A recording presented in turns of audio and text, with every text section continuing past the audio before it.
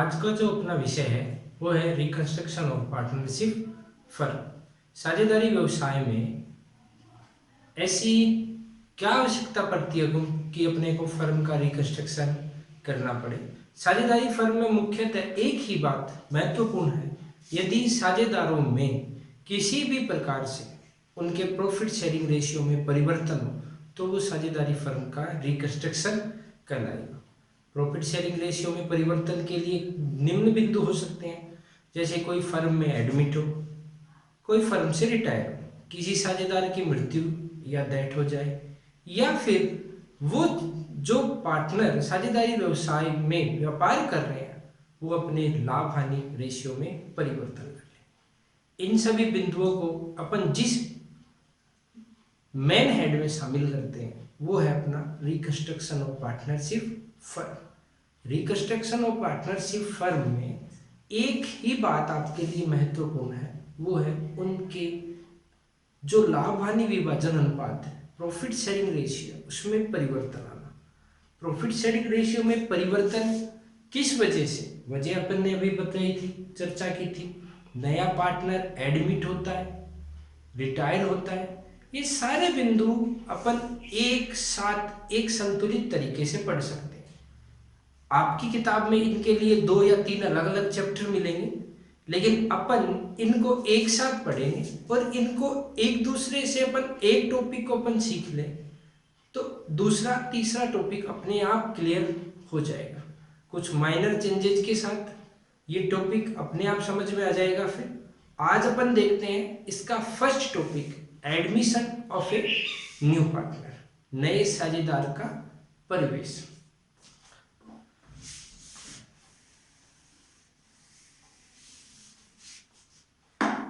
नए साझेदार के प्रवेश की अपने को साझेदारी फर्म में आवश्यकता क्यों पड़ती है? भाई ऐसा क्या कारण है जिसकी वजह से अपन नए साझेदार को फर्म में प्रवेश कराएंगे, और नए साझेदार के फर्म में प्रवेश होने से अपने को क्या फायदा होगा, क्या प्रॉफिट होगा? देखो, जब भी कोई पार्टनरशिप फर्म है, वो पार्टनरशिप फर्म, जैसे मान लो कोई भी पार्टनरशिप व्यवसाय में ए और ए बी पार्टनर है, वो सी को एक नए पार्टनर के रूप में प्रवेश देते हैं। तो वो सी को नए पार्टनर के रूप में प्रवेश क्यों देंगे? ऐसी क्या वजह है कि वो सी को नए पार्टनर, न्यू पार्टनर के रूप में एडमिट करेंगे? इसके लिए मुख्य 2 वजह होती है। नंबर 1, जो पहला कारण है वो है कि अपन यदि बैंक से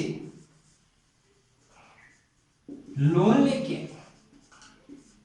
अपने व्यापार को अपन बढ़ाना चाहेंगे, और अपने व्यापार को बढ़ाने के लिए अपन अगर बैंक से लोन लेके आए तो उस लोन की एवज में अपने को बैंक को क्या देना पड़ेगा? इंटरेस्ट और गारंटी। जब अपन बैंक को इंटरेस्ट और गारंटी देंगे तो उस एवज में यदि अपने को व्यवसाय में प्रॉफिट नहीं हुआ तो ऐसी दशा में अपने को वो बैंक से लोन की अमाउंट तो हर हाल में चुकानी पड़ेगी। ऐसी कंडीशन में अपन क्या करते हैं, किसी ऐसे व्यक्ति को अपनी साझेदारी फर्म में शामिल कर लेते हैं जो अपने लिए क्या लेके आए? पैसे लेके। ये जो पैसे आएंगे वो विदाउट रिस्क आएगा, क्योंकि चालू व्यवसाय में जब कोई नया साझेदार आएगा वो कैपिटल आएगा। कैपिटल क्या होगी? विदाउट रिस्क होगी। अगर अपने को प्रॉफिट नहीं हुआ तो ना तो अपन इसको इंटरेस्ट देंगे, ना कोई प्रकार का प्रॉफिट देंगे। दूसरी बात, एम्प्लॉय या किसी काम कार्य करने वाले व्यक्ति की।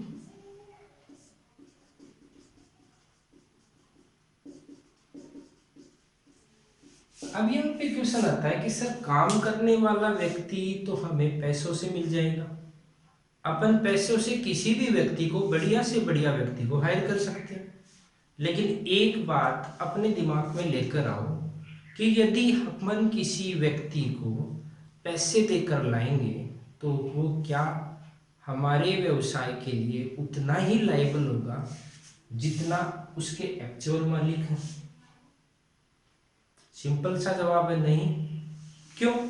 क्योंकि उसे तो सिर्फ अपनी सैलरी से मतलब रहेगा, वो अपनी तनख्वाह के लिए काम करेगा, आप नहीं दोगे तो कोई दूसरा देगा।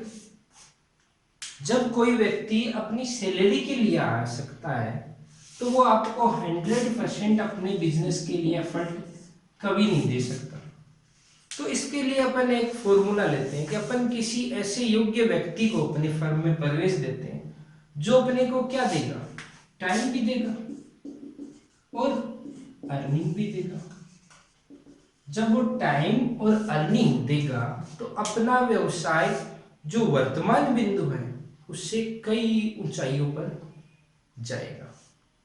अब हम चर्चा करते हैं अपने पहले बिंदु पर, जिसमें है admission of a new partner. कोई भी साझेदारी व्यवसाय एक नए पार्टनर को अपने साझेदारी फर्म में प्रवेश क्यों देगा? जैसे पहले से 2 साझेदार, वो तीसरे साझेदार को अपनी पार्टनरशिप फर्म में क्यों शामिल करें? इसका एक महत्वपूर्ण कारण वो कि समय के साथ साथ व्यवसाय का जो क्षेत्र है वो बढ़ता जाता है। एक व्यक्ति व्यवसाय चालू करता है, वो अपने व्यवसाय को बड़ा करता है, तो उस बड़े व्यवसाय को संभालने के लिए, उस बड़े व्यवसाय को निरंतर आगे बढ़ाने के लिए उसको बहुत से साथी की आवश्यकता होती है। वो साथी यदि वो पारिश्रमिक के रूप में लाता है तो उतना एफर्ट, उतना कार्य नहीं कर पाएंगे जितना एक मालिक करता है। इसी उद्देश्य को ध्यान में रखते हुए कोई भी साझेदारी फर्म अपने साझेदारी व्यवसाय में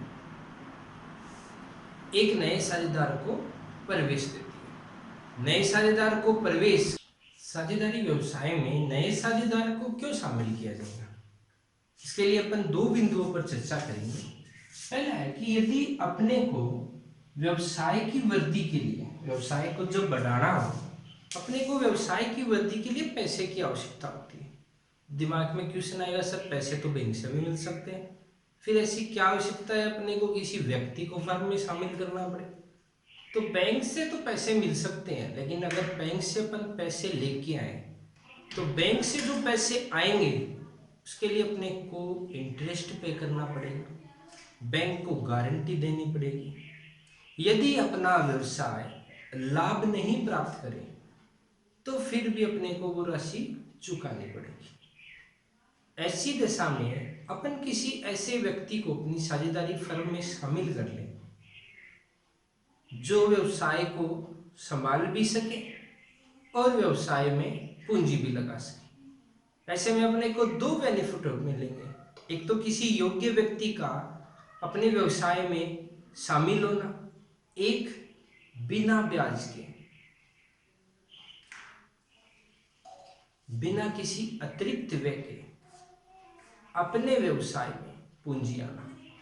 और जब व्यापार में पूंजी आएगी, जब व्यापार में पैसा आएगा, जब व्यापार में धन आएगा, तो ऐसी दशा में व्यापार की जो वृद्धि है वो बहुत आगे चलती जाएगी। दूसरा इसमें क्वेश्चन आता है कि जब नया साझेदार प्रवेश करेगा तो क्या वो लाभ नहीं लेगा, कोई हिस्सा नहीं लेगा? तो जब अपना हिस्सा कम हो रहा है तो अपन किसी नए साझेदार को प्रवेश क्यों दें? इसके लिए अपन एक छोटा सा एग्जांपल देखते हैं।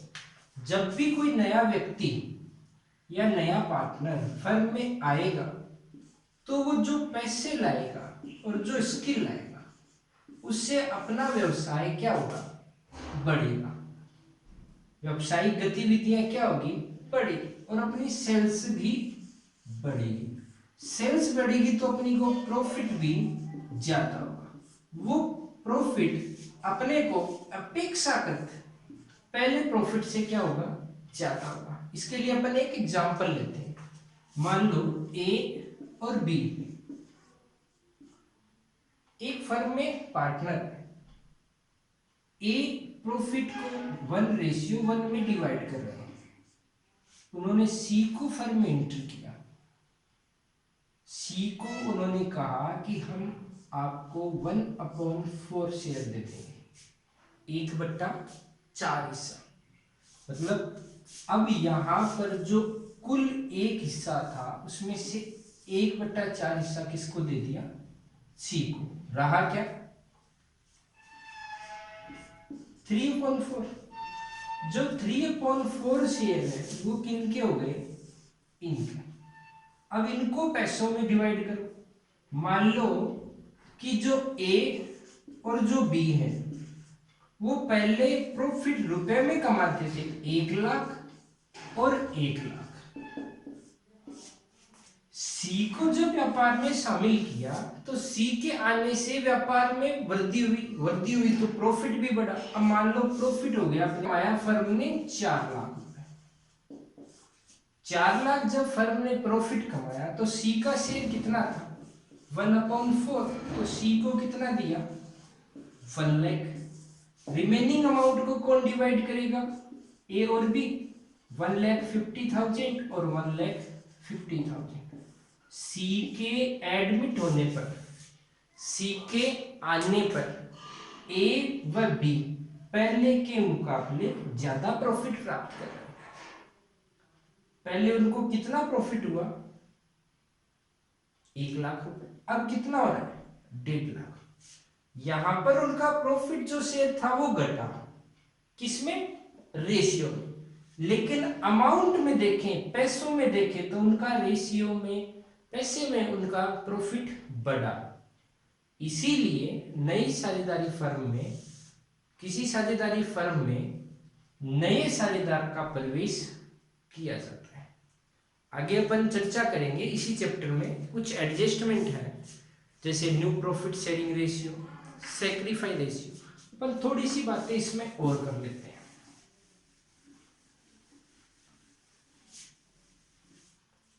साझेदारी फर्म में ये बिंदु हमेशा निर्धारित होता है कि जब भी कोई साझेदार फर्म में आता है तो उसको हिस्सा मिलेगा, लेकिन उसके लिए ये साझेदार अपना कुछ हिस्सा उसके लिए सैक्रिफाई करेंगे। जैसे मान लो ए को अपन 50% प्रॉफिट दे रहे हैं, बी को अपन 50% प्रॉफिट दे रहे हैं, सी को अपन ने 30% के लिए एडमिट किया। सी को कहा भाई तेरे को हम 30% हिस्सा लाभ का देंगे। अब एक बात बताओ, पहले ये 50 और 50 में डिवाइड कर रहे थे, सी को देने के बाद क्या ये अभी भी 50-50 में डिवाइड करेंगे, नहीं। अब इनका रेशियो क्या हो गया, घट के कम हो जाएगा। सी को अपन ने कितना दे दिया, 30%। तो इन दोनों का आनुपातिक कम कर दो, यहां से 15, यहां से 15, तो यहां कितना रह गया, 35% और 35%। अब देखो, जब भी कोई नया साझेदार फर्म में प्रवेश करता है, जब भी कोई नया साझेदार फर्म में एंटर होता है, तो नए साझेदार को हिस्सा जब मिलेगा तो पुराने साझेदार अपने हिस्से का कुछ भाग उनके लिए छोड़ेंगे, त्याग करेंगे। वो क्या कहलाएगा, सैक्रिफाइस। और ये जो नया प्रॉफिट आएगा उसे अपन क्या कहेंगे, न्यू रेशियो। सैक्रिफाई इन्होंने क्या किया, 15%, रेशियो 15%, तो ये क्या होगा, सैक्रिफाई रेशियो। ऐसे ही 5-4 बिंदु और हैं जो अपन इस चैप्टर में पढ़ेंगे, नए साझेदार के प्रवेश पर।